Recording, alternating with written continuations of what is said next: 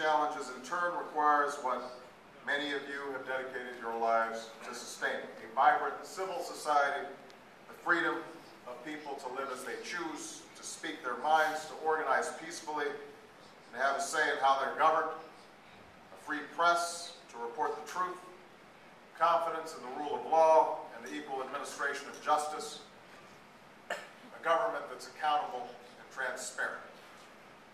We honor all of you for the passion and perseverance that you bring to these causes. As I've said elsewhere, I don't think these are American ideals, and I don't think they are the monopoly of one country. They're universal values. They're human rights. That's why the United States of America will support them everywhere. That is our commitment, and that is our promise. And in supporting these ideals, it's also important that we uphold them ourselves. That's why I take the last speaker's admonition as a useful reminder that what we do matters in part because although we know that sometimes we'll fall short of our ideals, when we do, they can be an excuse for others.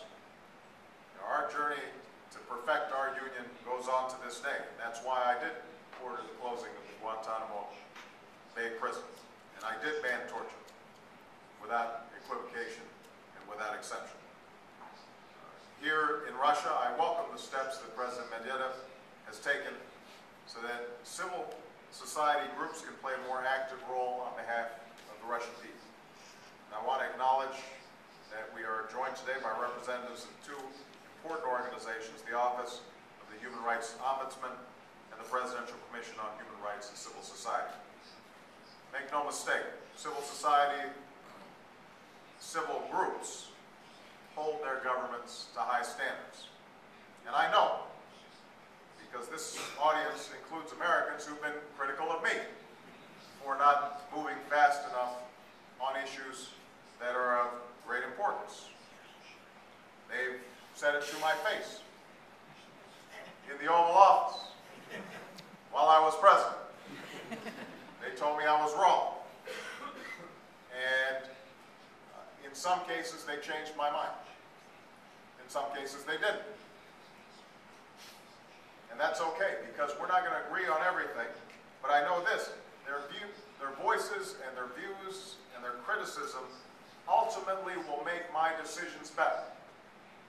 They will make me ask tougher questions and ask my staffs tougher questions. And we'll find out, are there ways of doing what we need to do that conform to our deepest held values and our ideals and that are sustainable over the long term.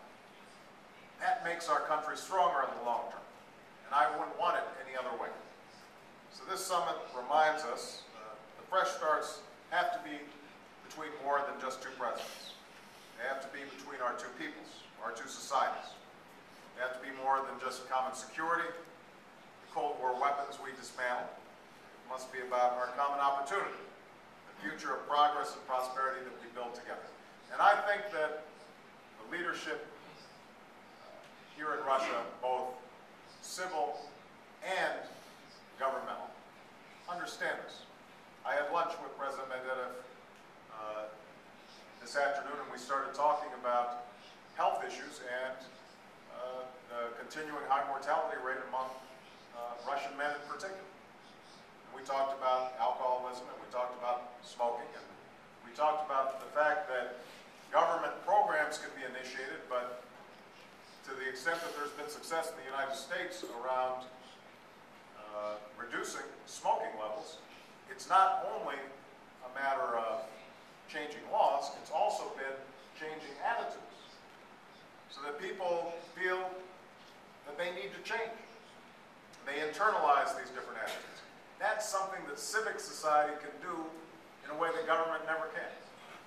I then met the leader of the Russian Orthodox Church.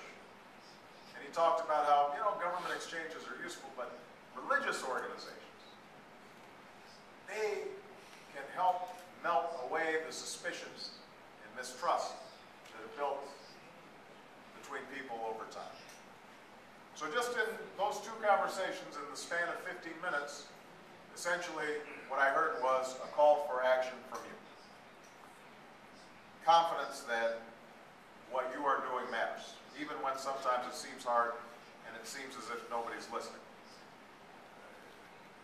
That's what our work here on earth must be about, what Tolstoy called the sole meaning of life, to serve humanity. So thank you for making that cause the meaning of your lives, and good luck